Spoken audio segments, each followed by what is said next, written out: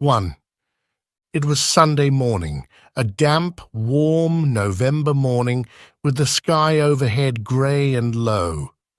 Miss Reed stopped a little to take breath before climbing the hill, at the top of which, in the middle of the churchyard, was Blackstable Church.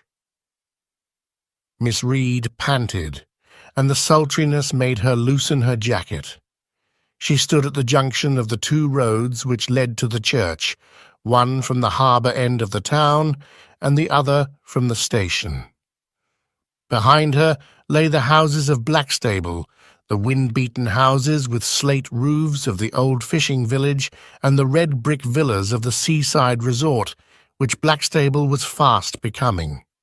In the harbour were the masts of the ships, colliers that brought coal from the north, and beyond, the grey sea, very motionless, mingling in the distance with the sky.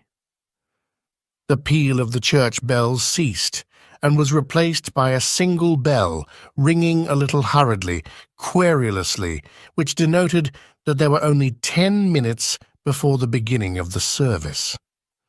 Miss Reed walked on. She looked curiously at the people who passed her, wondering. "Good morning, Mr. Golding," she said to a fisherman who pounded by her, ungainly in his Sunday clothes.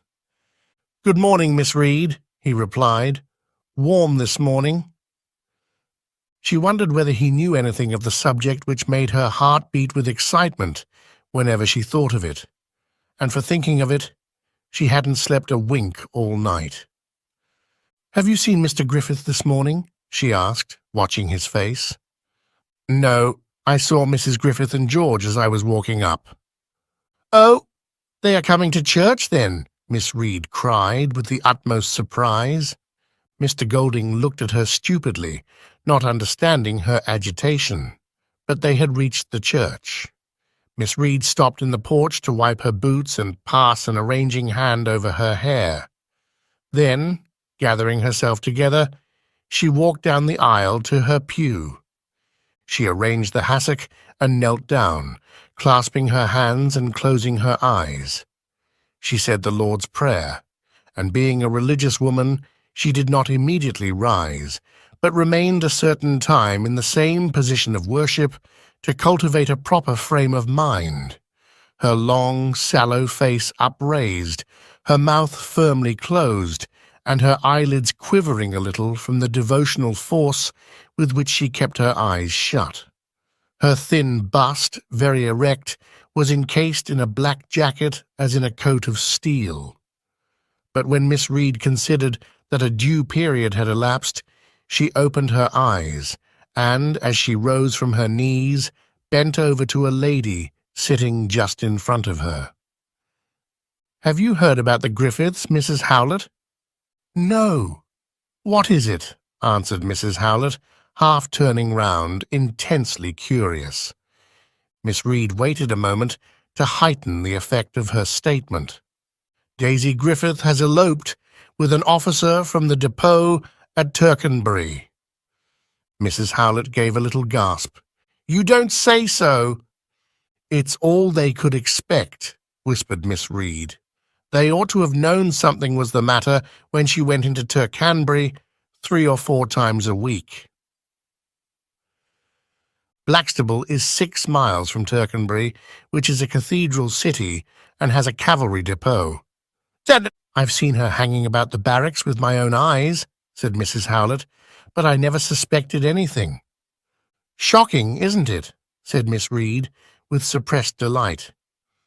"But how did you find out?" asked Mrs. Howlett. "Shh," whispered Miss Reed.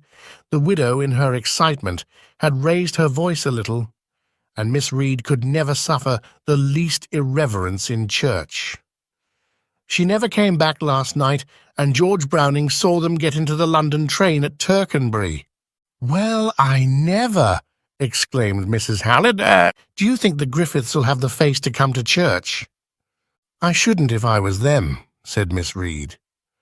But at that moment the vestry door was opened, and the organ began to play the hymn. "I'll see you afterwards," Miss Reed whispered hurriedly, and rising from their seats, both ladies began to sing. "O Jesu, thou art standing outside the fast-closed door, in lowly patience waiting. To pass the threshold o'er, we bear the name of Christians." Miss Reed held the book rather close to her face, being short-sighted, but without even lifting her eyes, she had become aware of the entrance of Mrs. Griffith and George. She glanced significantly at Mrs. Howlett. Mr. Griffith hadn't come, although he was churchwarden, and Mrs. Howlett gave an answering look, which meant that it was then evidently quite true.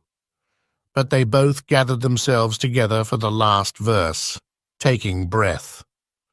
"O Jesus, thou art pleading."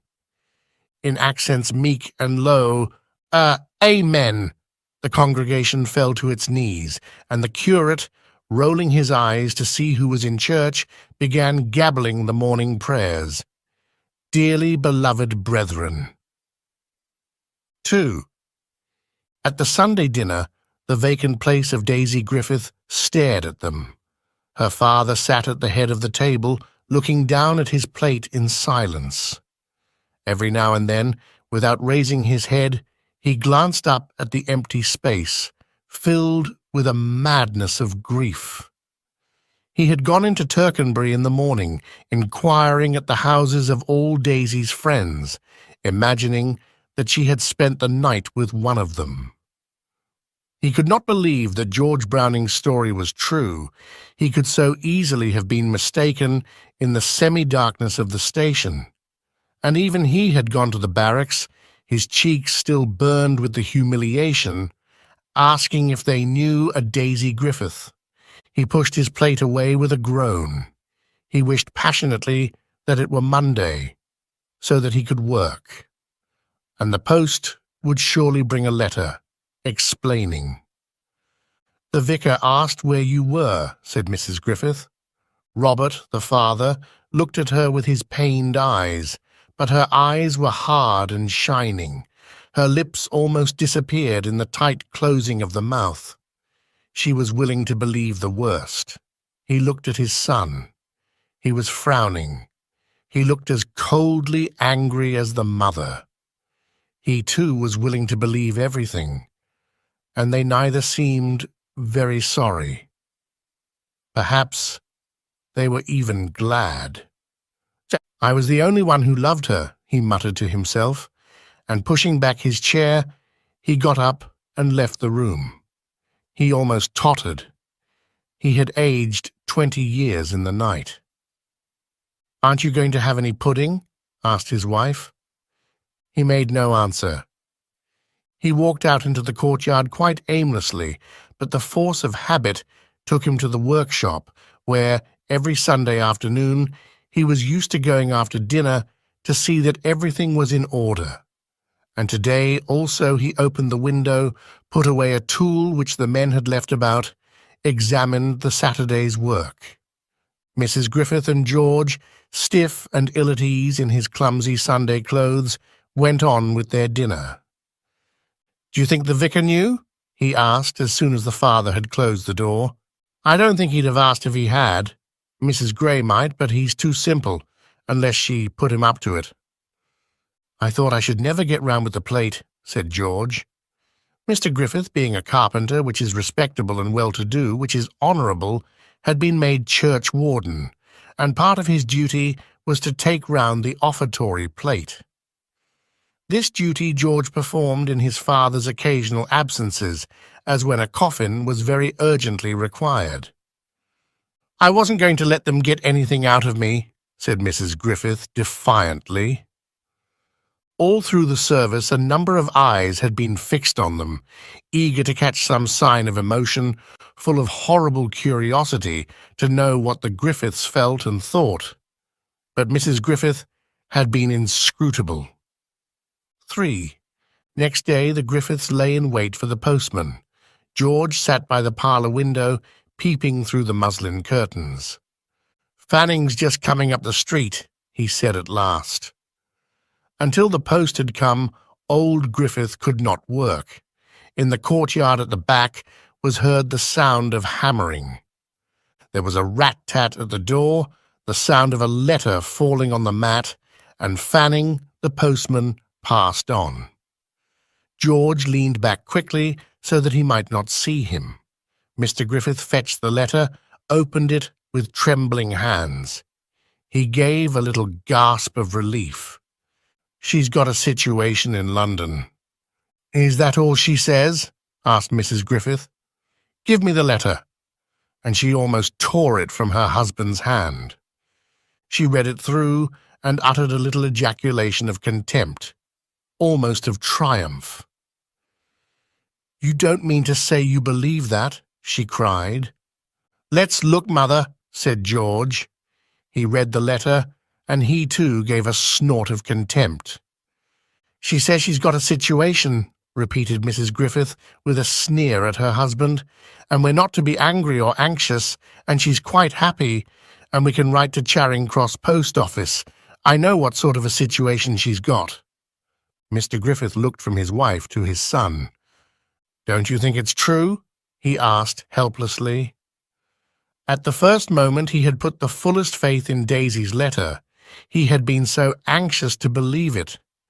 But the scorn of the others— "There's Miss Reed coming down the street," said George. "She's looking this way, and she's crossing over. I believe she's coming in." "What does she want?" asked Mrs. Griffith angrily.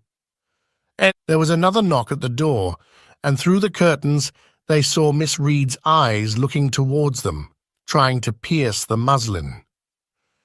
Mrs. Griffith motioned the two men out of the room and hurriedly put antimacassars on the chairs. The knock was repeated, and Mrs. Griffith, catching hold of a duster, went to the door. "Oh, Miss Reed, who'd have thought of seeing you?" she cried with surprise. "I hope I'm not disturbing," answered Miss Reed, with an acid smile. "Oh, dear, no," said Mrs. Griffith. "I was just doing the dusting in the parlour. Come in, won't you? The place is all upside down, but you won't mind that, will you?" Miss Reed sat on the edge of a chair. "I thought I'd just pop in to ask about dear Daisy.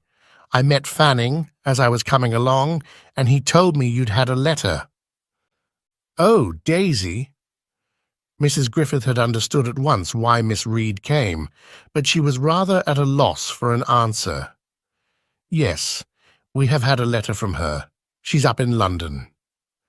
"Yes, I knew that," said Miss Reed. "George Browning saw them get into the London train, you know." Mrs. Griffith saw it was no good fencing, but an idea occurred to her. Yes, of course her father and I are very distressed about her eloping like that." "I can quite understand that," said Miss Reed, "but it was on account of his family. He didn't want anyone to know about it till he was married."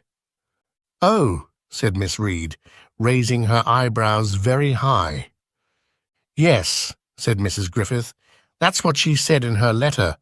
They were married on Saturday at a registry office." "But, Mrs. Griffith, I'm afraid she's been deceiving you. It's Captain Hogan, and he's a married man." She could have laughed outright at the look of dismay on Mrs. Griffith's face.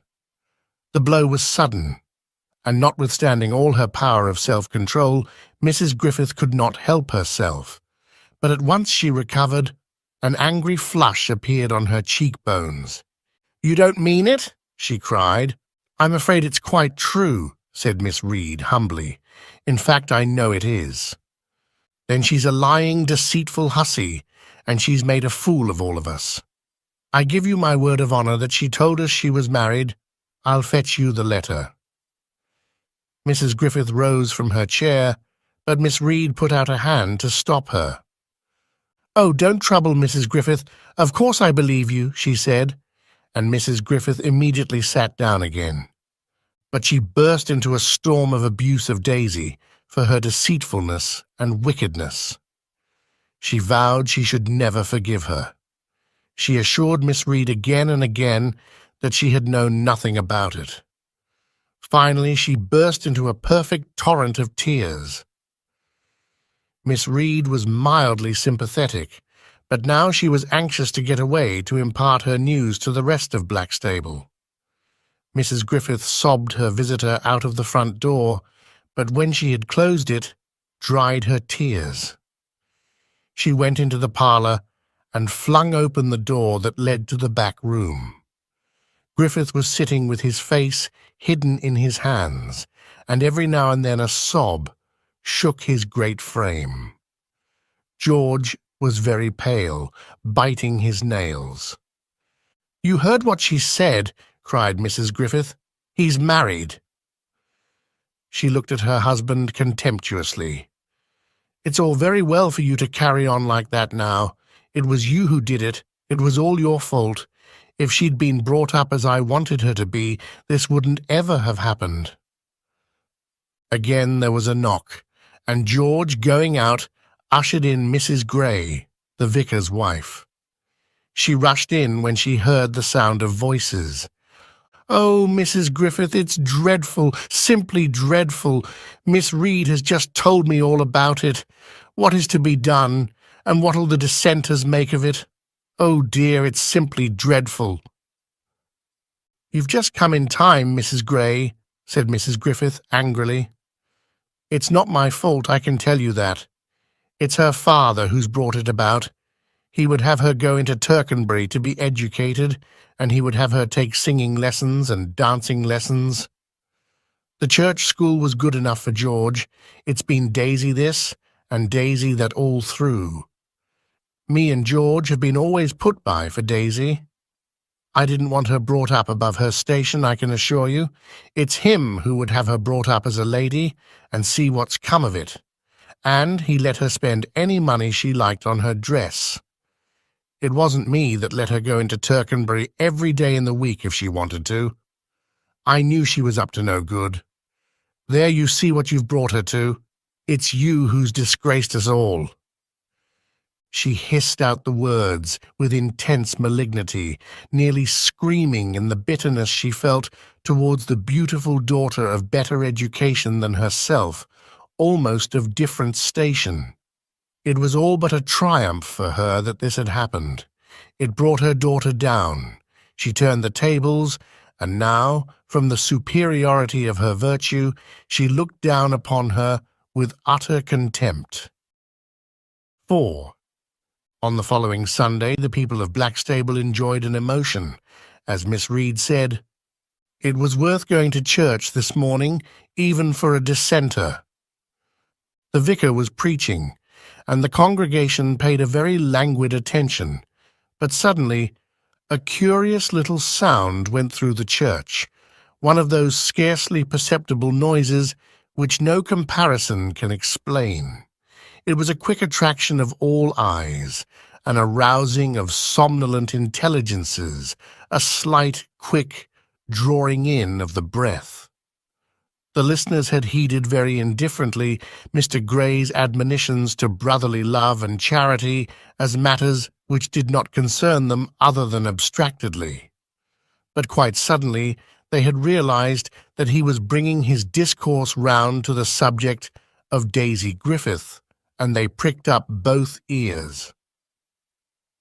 They saw it coming directly along the highways of vanity and luxuriousness, and everyone became intensely wide awake. "And we have in all our minds," he said at last, "the terrible fall which has almost broken the hearts of sorrowing parents and brought bitter grief and shame to all of us." He went on hinting at the scandal in the manner of the personal columns in newspapers, and drawing a number of obvious morals. The Griffith family were sitting in their pew well in view of the congregation, and losing even the shadow of decency, the people turned round and stared at them, ghoul-like. Robert Griffith sat in the corner with his head bent down, huddled up, his rough face speaking in all its lines the terrible humiliation. His hair was all dishevelled. He was not more than 50, and he looked an old man. But Mrs. Griffith sat next him, very erect, not leaning against the back, with her head well up, her mouth firmly closed, and she looked straight in front of her, her little eyes sparkling, as if she had not an idea that 100 people were staring at her. In the other corner was George, very white, looking up at the roof in simulation of indifference. Suddenly a sob came from the Griffiths' pew, and people saw that the father had broken down. He seemed to forget where he was, and he cried as if indeed his heart were broken. The great tears ran down his cheeks in the sight of all, the painful tears of men. He had not even the courage to hide his face in his hands. Still, Mrs. Griffith made no motion.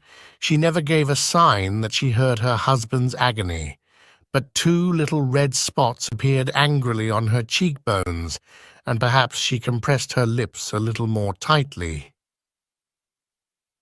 5. 6 months passed. One evening, when Mr. Griffith was standing at the door after work, smoking his pipe, the postman handed him a letter. He changed colour, and his hand shook when he recognized the handwriting. He turned quickly into the house. "A letter from Daisy," he said. They had not replied to her first letter, and since then had heard nothing. "Give it me," said his wife. He drew it quickly towards him with an instinctive gesture of retention. "It's addressed to me." "Well then, you'd better open it." He looked up at his wife. He wanted to take the letter away and read it alone, but her eyes were upon him, compelling him there and then to open it. "She wants to come back," he said in a broken voice. Mrs. Griffith snatched the letter from him. "That means he's left her," she said. The letter was all incoherent, nearly incomprehensible, covered with blots, every other word scratched out. One could see that the girl was quite distraught, and Mrs. Griffith's keen eyes saw the trace of tears on the paper. It was a long, bitter cry of repentance. She begged them to take her back, repeating again and again the cry of penitence, piteously beseeching them to forgive her. "I'll go and write to her," said Mr. Griffith. "Write what?" "Why, that it's all right and she isn't to worry, and we want her back, and that I'll go up and fetch her." Mrs. Griffith placed herself between him and the door. "What do you mean?" she cried. "She's not coming back into my house." Mr. Griffith started back. "You don't want to leave her where she is. She says she'll kill herself." "Yes, I believe that," she replied scornfully. And then, gathering up her anger, "Do you mean to say you expect me to have her in the house after what she's done? I tell you I won't. She's never coming in this house again as long as I live. I'm an honest woman, and she isn't. Mrs. Griffith called her daughter the foulest name that can be applied to her sex." Mr. Griffith stood indecisively before his wife. "But think what a state she's in, Mother. She was crying when she wrote the letter." "Let her cry. She'll have to cry a lot more before she's done, and it serves her right, and it serves you right. She'll have to go through a good deal more than that before God forgives her, I can tell you. Perhaps she's starving. Let her starve for all I care. She's dead to us. I've told everyone in Blackstable that I haven't got a daughter now, and if she came on her bended knees before me, I'd spit on her." George had come in and listened to the conversation. "Think what people would say, Father," he said now. "As it is, it's jolly awkward, I can tell you. No one would speak to us if she was back again. It's not as if people didn't know. Everyone in Blackstable knows what she's been up to." "And what about George?" put in Mrs. Griffith. "Do you think the Pollets would stand it?" George was engaged to Edith Pollet. "She'd be quite capable of breaking it off if Daisy came back," said George. "She's said as much." "Quite right, too," cried his mother. "And I'm not going to be like Mrs. J with Lottie. Everyone knows about Lottie's goings-on, and you can see how people treat them, her and her mother. When Mrs. Gray passes them in the street, she always goes on the other side. No, I've always held my head high, and I'm always going to. I've never done anything to be ashamed of, as far as I know, and I'm not going to begin now. Everyone knows it was no fault of mine what Daisy did, and all through I've behaved so that no one should think the worse of me. Mr. Griffith sank helplessly into a chair. The old habit of submission asserted itself, and his weakness gave way as usual before his wife's strong will. He had not the courage to oppose her. "What shall I answer, then?" he asked. "Answer? Nothing. I must write something. She'll be waiting for the letter, and waiting, and waiting. Let her wait." 6. A few days later, another letter came from Daisy, asking pitifully why they didn't write, begging them again to forgive her and take her back. The letter was addressed to Mr. Griffith. The girl knew that it was only from him she might expect mercy, but he was out when it arrived. Mrs. Griffith opened it and passed it on to her son. They looked at one another guiltily. The same thought had occurred to both, and each knew it was in the other's mind. "I don't think we'd better let father see it," Mrs. Griffith said, a little uncertainly. "It'll do no good, and it'll only distress him. And it's no good making a fuss, because we can't have her back. She'll never enter this door as long as I'm in the world. I think I'll lock it up." "I'd burn it if I was you, Mother. It's safer." Then every day Mrs. Griffith made a point of going to the door herself for the letters. 2 more came from Daisy. "I know it's not you, it's Mother and George. They've always hated me. Oh, don't be so cruel, Father. You don't know what I've gone through. I've cried and cried till I thought I should die. For God's sake, write to me. They might let you write just once. I'm alone all day, day after day, and I think I shall go mad. You might take me back. I'm sure I've suffered enough, and you wouldn't know me now. I'm so changed. Tell Mother that if she'll only forgive me, I'll be quite different. I'll do the housework and anything she tells me. I'll be a servant to you, and you can send the girl away. If you knew how I repent, do forgive me and have me back. Oh, I know that no one would speak to me, but I don't care about that if I can only be with you." "She doesn't think about us," said George, "what we should do if she was back. No one would speak to us either." But the next letter said that she couldn't bear the terrible silence. If her father didn't write, she'd come down to Blackstable. Mrs. Griffith was furious. "I'd shut the door in her face. I wonder how she can dare to come." "It's jolly awkward," said George. "Supposing father found out we'd kept back the letters?" "It was for his own good," said Mrs. Griffith angrily. "I'm not ashamed of what I've done, and I'll tell him so to his face if he says anything to me." "Well, it is awkward. You know what father is. If he saw her—" Mrs. Griffith paused a moment. "You must go up and see her, George." "Me!" he cried in astonishment, a little in terror. "You must go as if you came from your father, to say we won't have anything more to do with her, and she's not to write." 7. Next day, George Griffith, on getting out of the station at Victoria, jumped on a Fulham bus, taking his seat with the self-assertiveness of the countryman who intends to show the Londoners that he's as good as they are. He was in some trepidation and his best clothes. He didn't know what to say to Daisy, and his hands sweated uncomfortably. When he knocked at the door, he wished she might be out, but that would only be postponing the ordeal. "Does Mrs. Hogan live here?" "Yes." "Who shall I say?"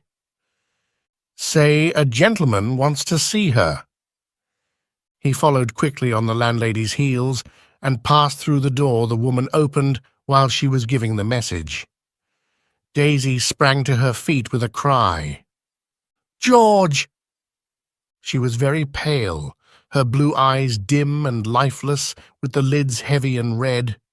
She was in a dressing gown, her beautiful hair dishevelled, wound loosely into a knot at the back of her head.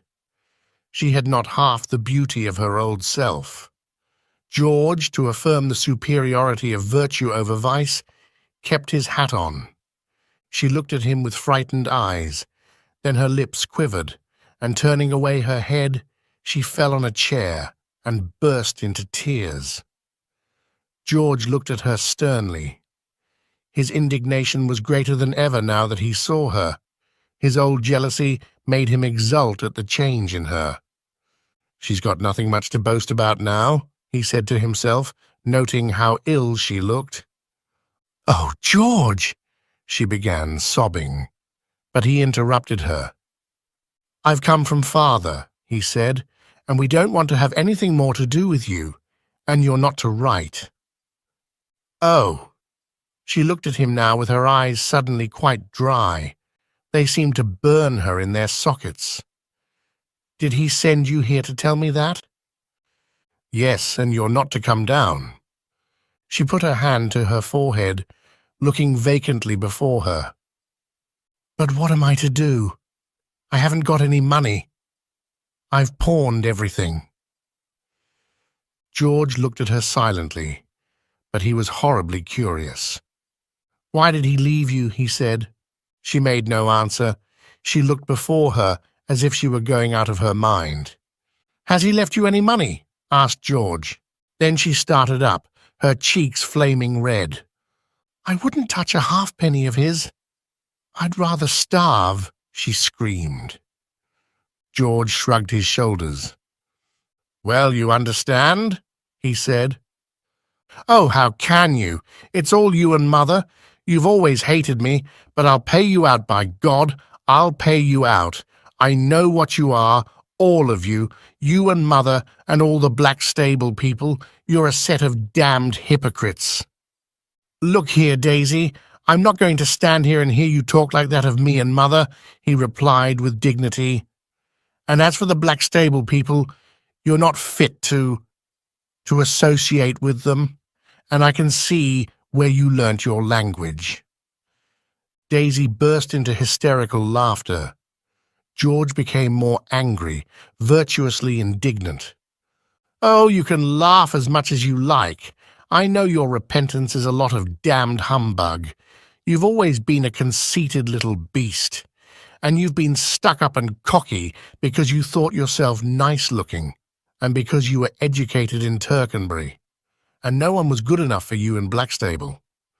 And I'm jolly glad that all this has happened to you.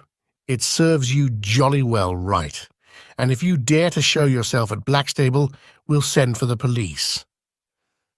Daisy stepped up to him. "I'm a damned bad lot," she said, "but I swear I'm not half as bad as you are. You know what you're driving me to." "You don't think I care what you do," he answered as he flung himself out of the door. He slammed it behind him, and he also slammed the front door to show that he was a man of high principles. And even George Washington, when he said, "I cannot tell a lie, I did it with my little hatchet," did not feel so righteous as George Griffith at that moment. Daisy went to the window to see him go, and then, throwing up her arms, she fell on her knees, weeping, and she cried, "My God, have pity on me." 8. "I wouldn't go through it again for £100, said George, when he recounted his experience to his mother, "and she wasn't a bit humble, as you'd expect." "Oh, that's Daisy all over. Whatever happens to her, she'll be as bold as brass." "And she didn't choose her language," he said, with mingled grief and horror.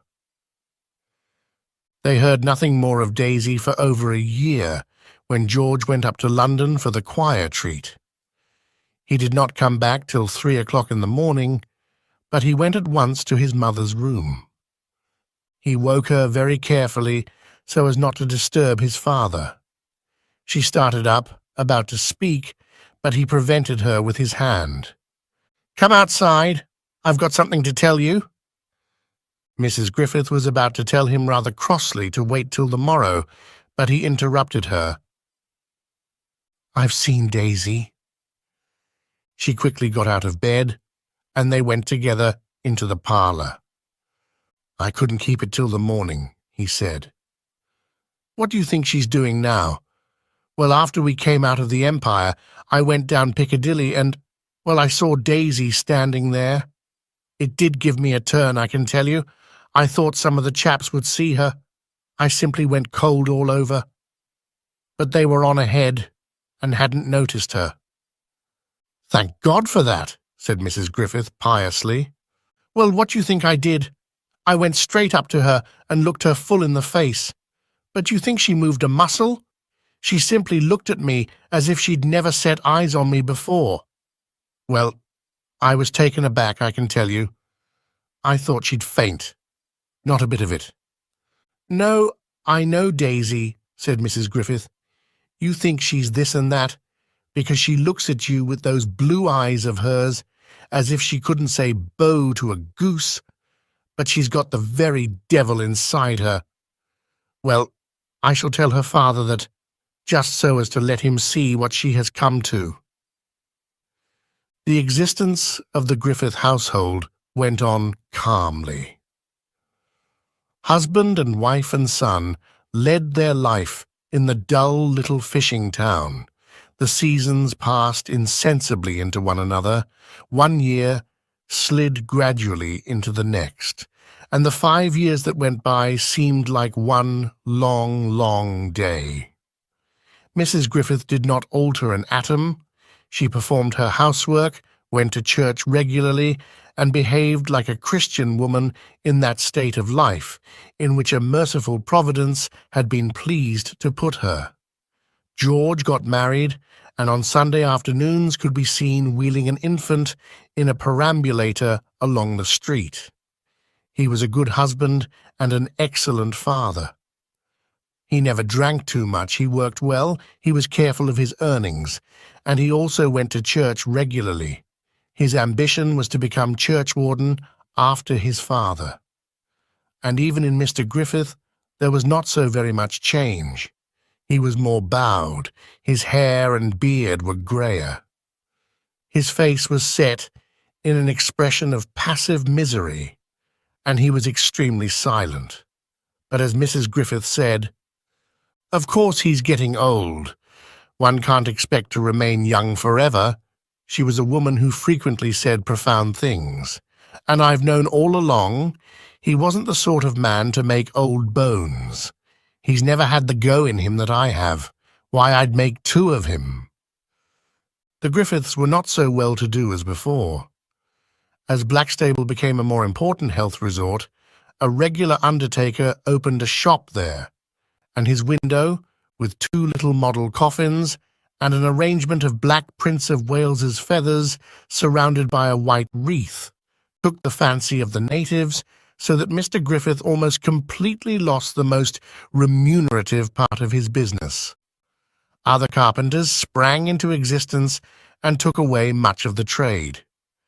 "I've no patience with him," said Mrs. Griffith of her husband. "He lets these newcomers come along and just take the bread out of his hands. Oh, if I was a man, I'd make things different, I can tell you. He doesn't seem to care." At last, one day, George came to his mother in a state of tremendous excitement. "I say, Mother, you know the pantomime they've got at Tercanbury this week?" "Yes." "Well, the principal boy's Daisy."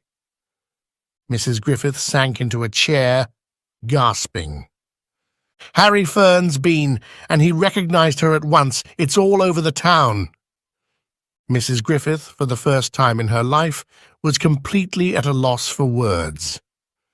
"Tomorrow's the last night," added her son, after a little while, "and all the Blackstable people are going."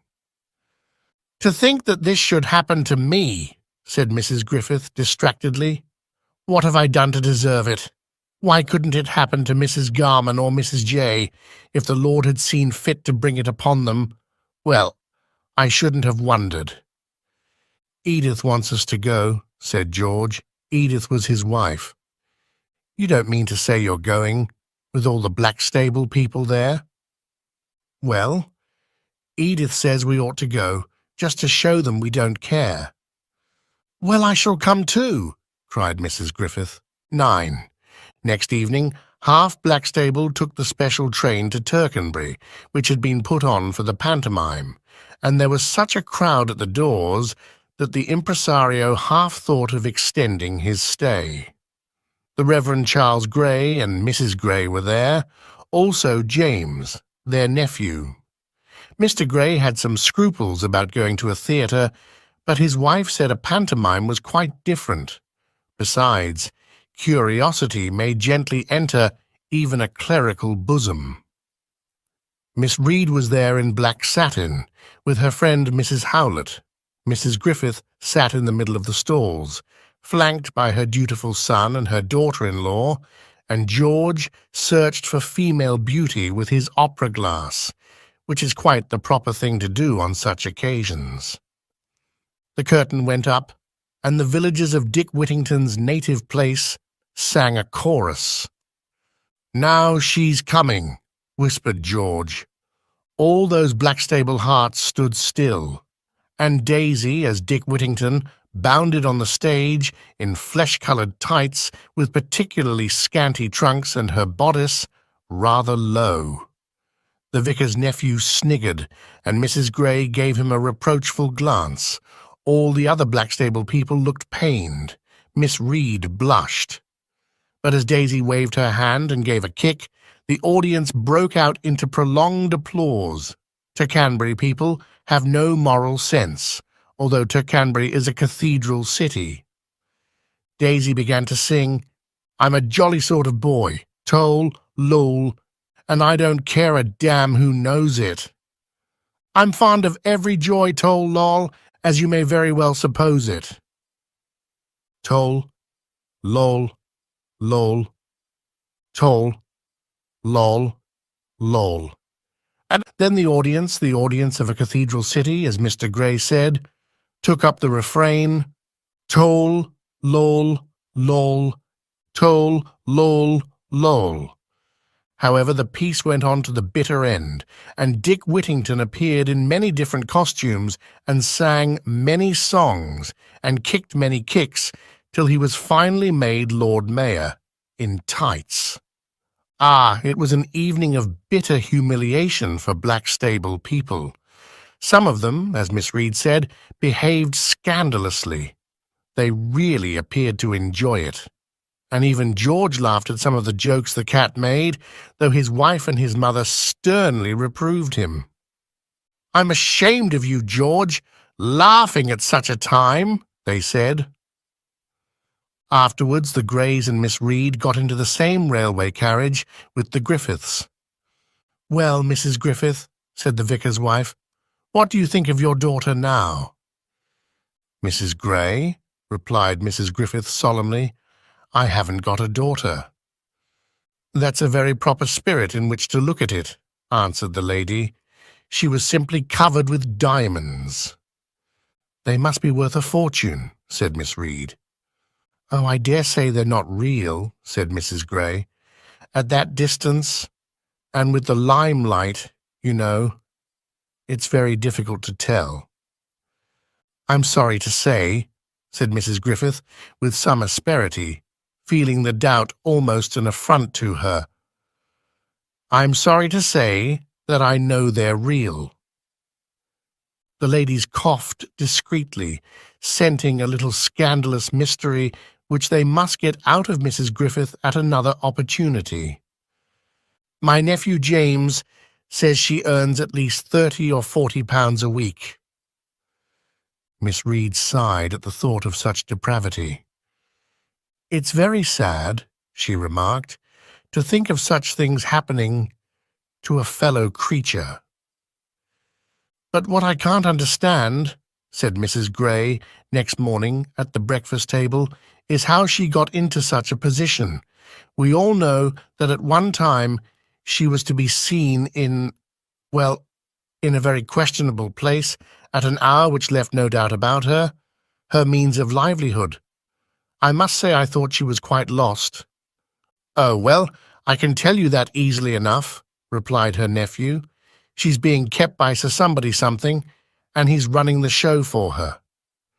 "James, I wish you would be more careful about your language. It's not necessary to call a spade, and you can surely find a less objectionable expression to explain the relationship between the persons. Don't you remember his name?" "No, I heard it, but I've really forgotten." "I see in this week's Tercanbury Times that there's a Sir Herbert Owsley Farrowham staying at the George just now." "That's it, Sir Herbert Owsley Farrowham. How sad! I'll look him out in Burke." She took down the reference book, which was kept beside the clergy list. "Dear me, he's only 29. And he's got a house in Cavendish Square and a house in the country. He must be very well-to-do, and he belongs to the Junior Carlton and 2 other clubs. And he's got a sister who's married to Lord Edward Lake." Mrs. Gray closed the book and held it with a finger to mark the place, like a Bible. "It's very sad to think of the dissipation of so many members of the aristocracy. It sets such a bad example to the lower classes." 10. They showed old Griffith a portrait of Daisy in her theatrical costume. "Has she come to that?" he said. He looked at it a moment, then savagely tore it in pieces and flung it in the fire. "Oh, my God!" he groaned. He could not get out of his head the picture, the shamelessness of the costume, the smile, the evident prosperity and content. He felt now that he had lost his daughter indeed. All these years he had kept his heart open to her, and his heart had bled when he thought of her starving, ragged, perhaps dead. He had thought of her begging her bread and working her beautiful hands to the bone in some factory. He had always hoped that some day she could return to him purified by the fire of suffering. But she was prosperous and happy and rich. She was applauded, worshipped. The papers were full of her praise. Old Griffith was filled with a feeling of horror, of immense repulsion. She was flourishing in her sin, and he loathed her. He had been so ready to forgive her when he thought her despairing and unhappy, but now he was implacable. 3 months later, Mrs. Griffith came to her husband, trembling with excitement, and handed him a cutting from a paper. "We hear that Miss Daisy Griffith, who earned golden opinions in the provinces last winter with her Dick Whittington, is about to be married to Sir Herbert Owsley Farrowham. Her friends, and their name is legion, will join with us in the heartiest congratulations." He returned the paper without answering. "Well?" asked his wife. "It is nothing to me. I don't know either of the parties mentioned." At that moment there was a knock at the door, and Mrs. Gray and Miss Reed entered, having met on the doorstep.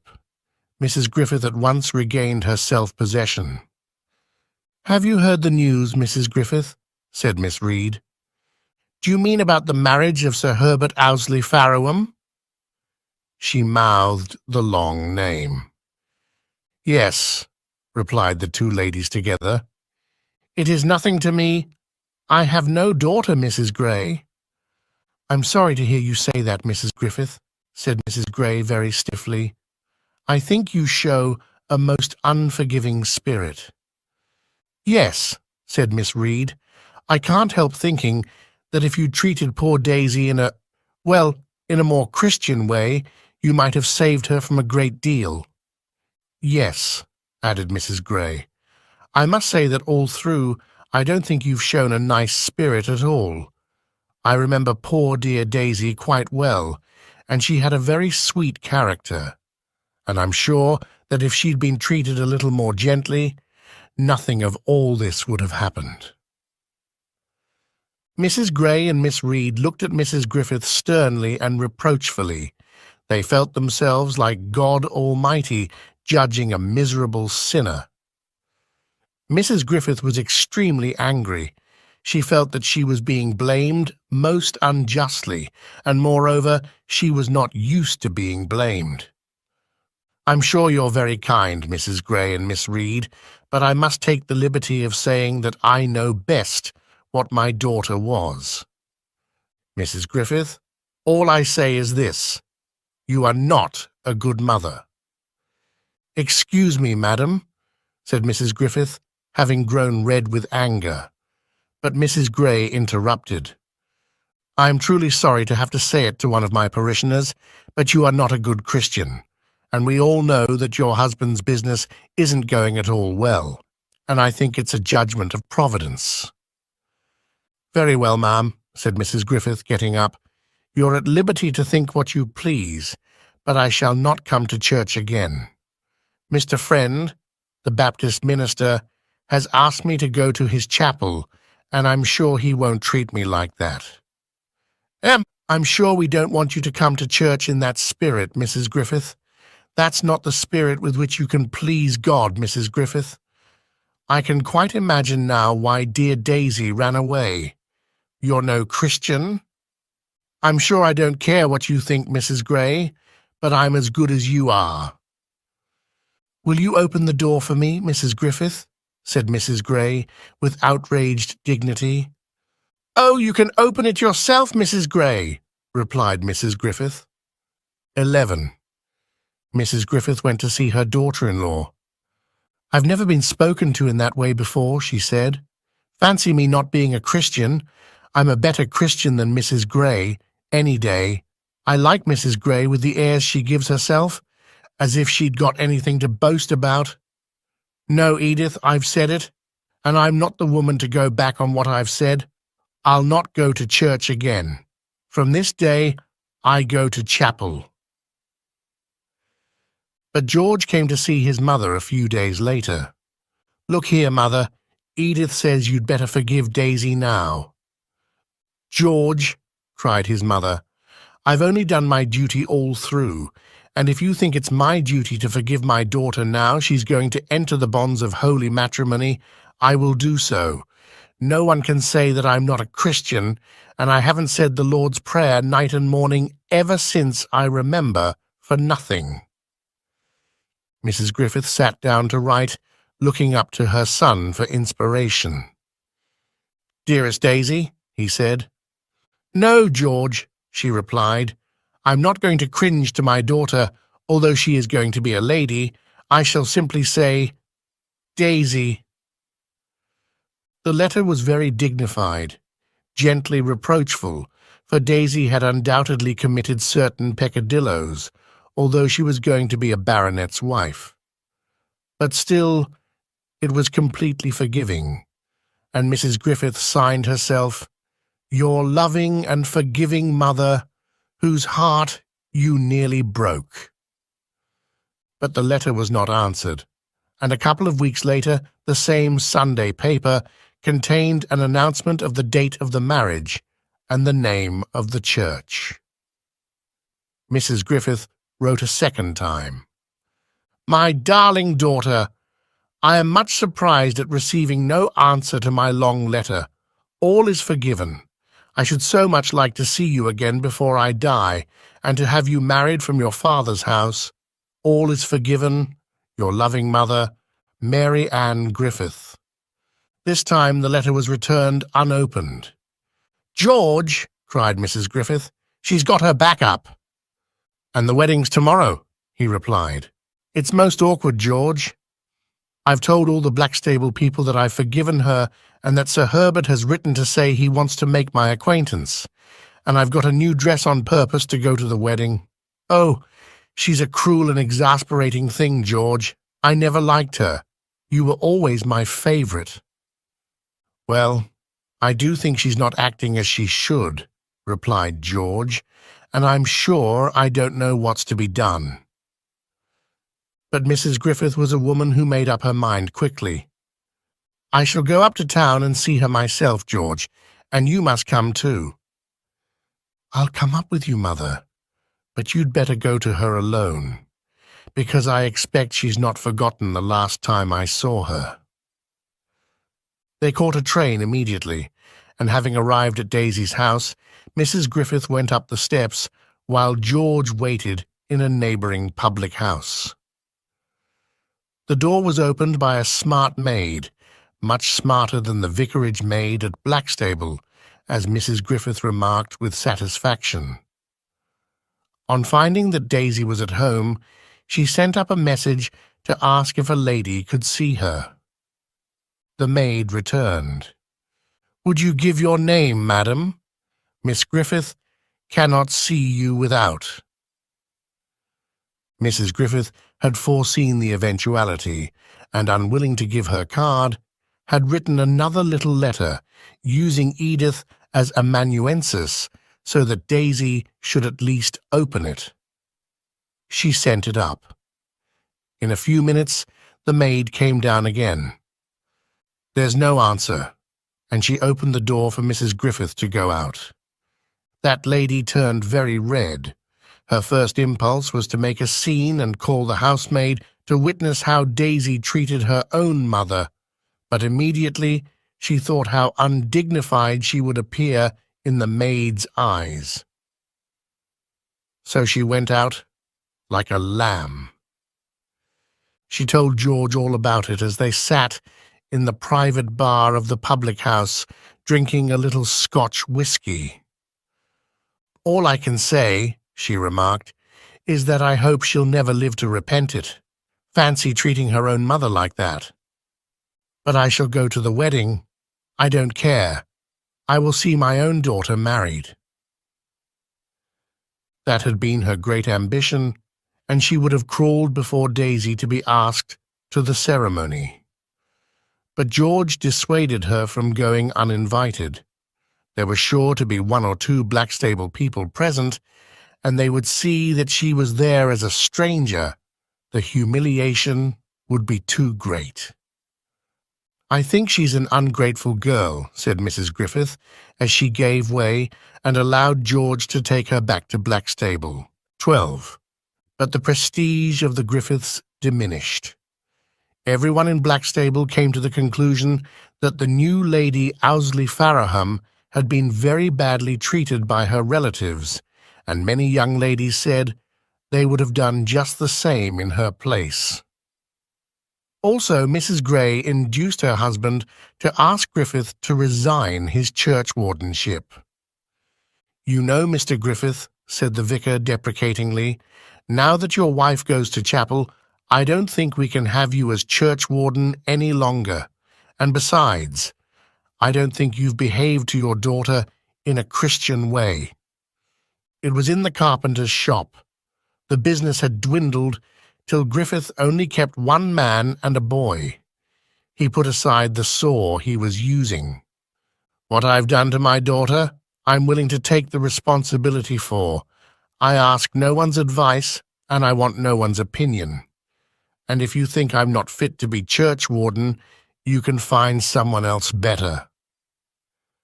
"Why don't you make it up with your daughter, Griffith?" "Mind your own business." The carpenter had brooded and brooded over his sorrow, till now his daughter's name roused him to fury. He had even asserted a little authority over his wife, and she dared not mention her daughter before him. Daisy's marriage had seemed like the consummation of her shame. It was vice-riding triumphant in a golden chariot.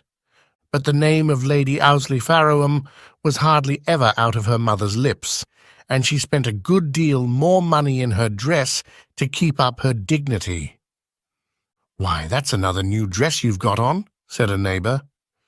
"Yes," said Mrs. Griffith complacently. "You see, we're in quite a different position now. I have to think of my daughter, Lady Owsley Farraham. I don't want her to be ashamed of her mother. I had such a nice long letter from her the other day. She's so happy with Sir Herbert, and Sir Herbert's so good to her." "Oh, I didn't know you were." "Oh, yes. Of course she was a little wild when she was a girl, but I've forgiven that. It's her father won't forgive her. He always was a hard man, and he never loved her as I did. She wants to come and stay with me, but he won't let her. Isn't it cruel of him? I should so like to have Lady Owsley Farrowham down here." 13. But at last the crash came. To pay for the new things which Mrs. Griffith felt needful to preserve her dignity, she had drawn on her husband's savings in the bank, and he had been drawing on them himself for the last 4 years without his wife's knowledge, for, as his business declined, he had been afraid to give her less money than usual, and every week had made up the sum by taking something out of the bank. George only earned £1 a week. He had been made clerk to a coal merchant by his mother, who thought that more genteel than carpentering, and after his marriage he had constantly borrowed from his parents.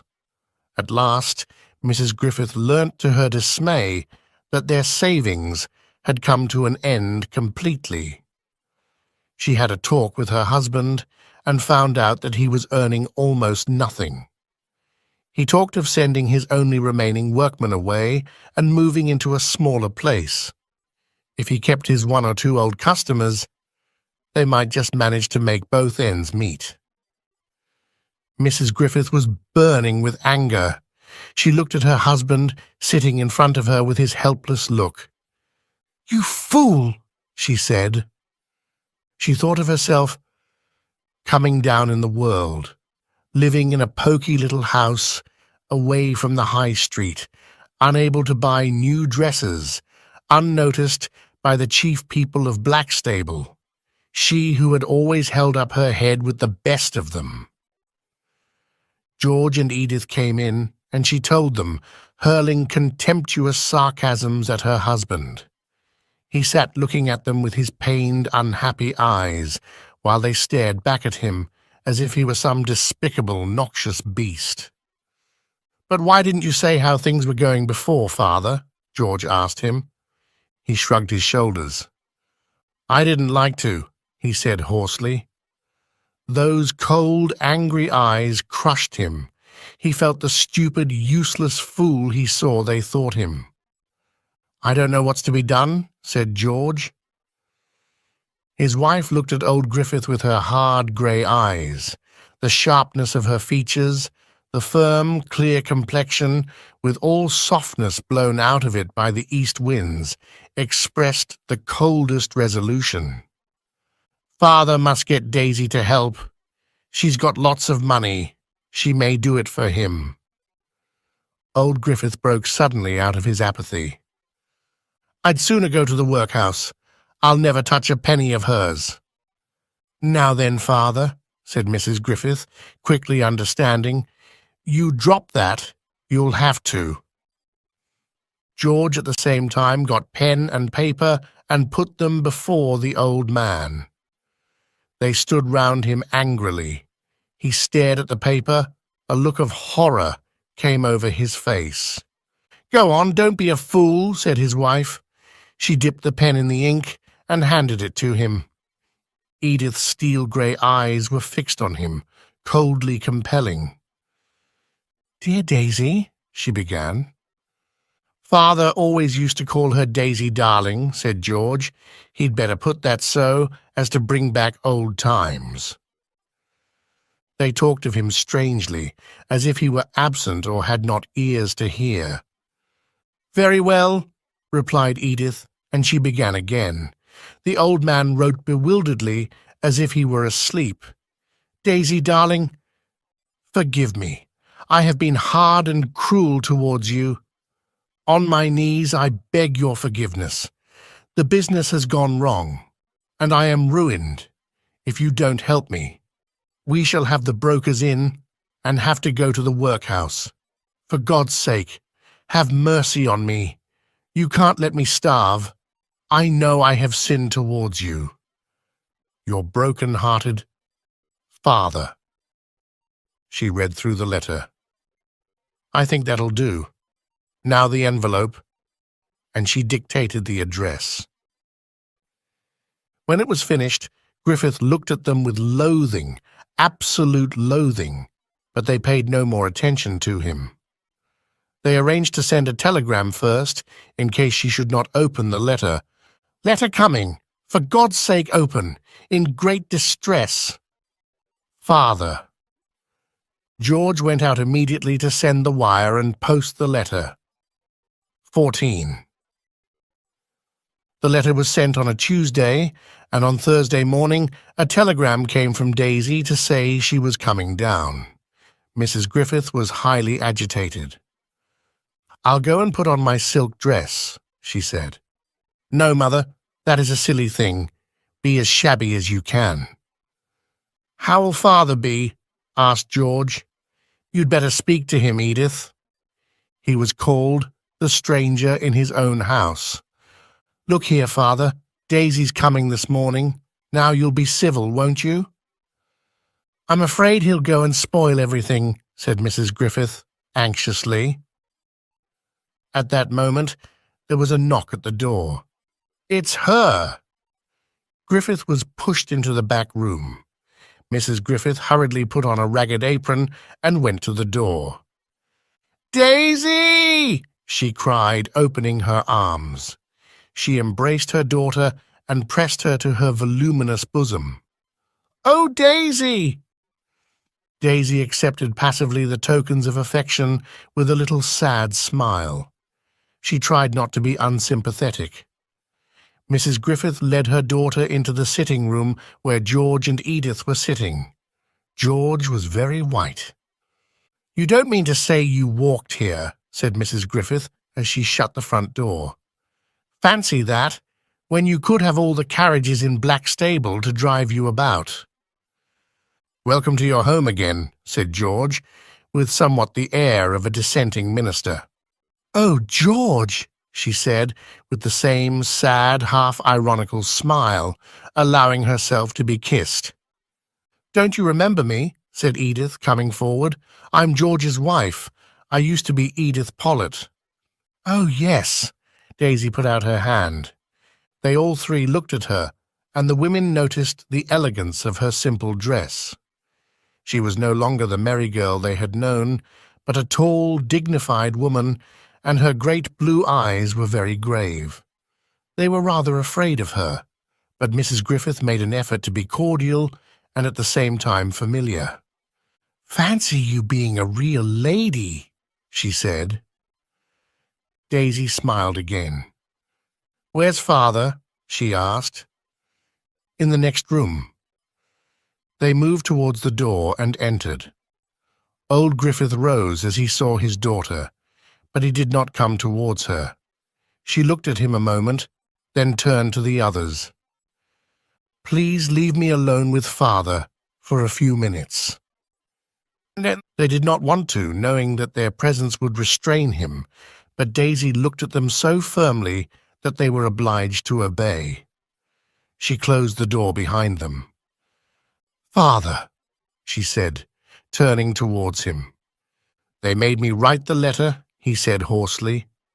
I thought so, she said. Won't you kiss me? He stepped back as if in replusion. She looked at him with her beautiful eyes full of tears. I'm so sorry I've made you unhappy, but I've been unhappy too. Oh, you don't know what I've gone through. Won't you forgive me? I didn't write the letter, he repeated hoarsely. They stood over me and made me. Her lips trembled, but with an effort she commanded herself. They looked at one another steadily, it seemed for a very long time. In his eyes was the look of a hunted beast. At last she turned away without saying anything more, and left him. In the next room, the three were anxiously waiting. She contemplated them a moment, and then, sitting down, asked about the affairs. They explained how things were. "I talked to my husband about it," she said. "He's proposed to make you an allowance so that you can retire from business." "Oh, that's Sir Herbert all over," said Mrs. Griffith greasily. She knew nothing about him but his name. "How much do you think you could live on?" asked Daisy. Mrs. Griffith looked at George and then at Edith. What should they ask? Edith and George exchanged a glance. They were in agonies, lest Mrs. Griffith should demand too little. "Well," said that lady at last, with a little cough of uncertainty, "in our best years we used to make £4 a week out of the business. Didn't we, George?" "Quite that," answered he and his wife in a breath. "Then shall I tell my husband that if he allows you £5 a week you will be able to live comfortably?" "Oh, that's very handsome," said Mrs. Griffith. "Very well," said Daisy, getting up. "You're not going?" cried her mother. "Yes." "Well, that is hard, after not seeing you all these years, but you know best, of course." "There's no train up to London for 2 hours yet," said George. "No, I want to take a walk through Blackstable." "Oh, you'd better drive in your position." "I prefer to walk." "Shall George come with you?"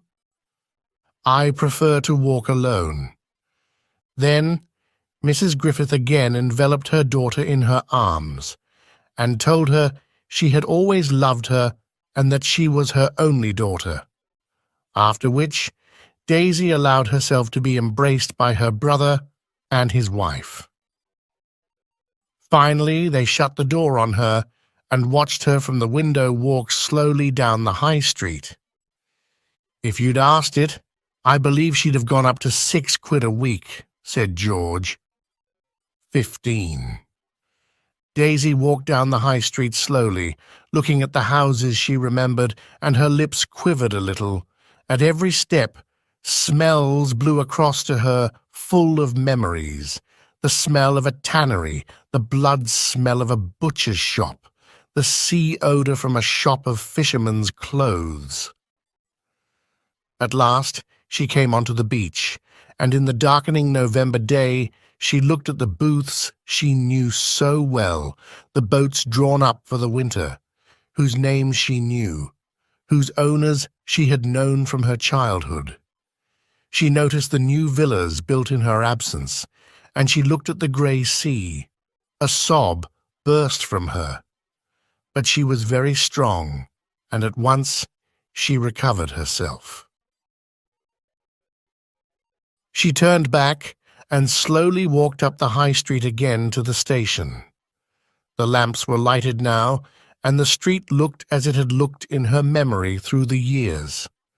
Between the Green Dragon and the Duke of Kent were the same groups of men, farmers, townsfolk, fishermen, talking in the glare of the rival inns, and they stared at her curiously as she passed, a tall figure, closely veiled. She looked at the well-remembered shops, the stationery shop with its old-fashioned fly-blown knick-knacks, the milliners with cheap, gaudy hats, the little tailors with his antiquated fashion plates. At last she came to the station and sat in the waiting-room, her heart full of infinite sadness, the terrible sadness of the past. And she could not shake it off in the train. She could only just keep back the tears. At Victoria, she took a cab and finally reached home. The servant said her husband was in his study. "Hello," he said. "I didn't expect you tonight." "I couldn't stay. It was awful." Then she went up to him and looked into his eyes. "You do love me, Herbert, don't you?" she said, her voice suddenly breaking. "I want your love so badly." "I love you with all my heart," he said, putting his arms round her. But she could restrain herself no longer. The strong arms seemed to take away the rest of her strength, and she burst into tears. "I will try and be a good wife to you, Herbert," she said, as he kissed them away.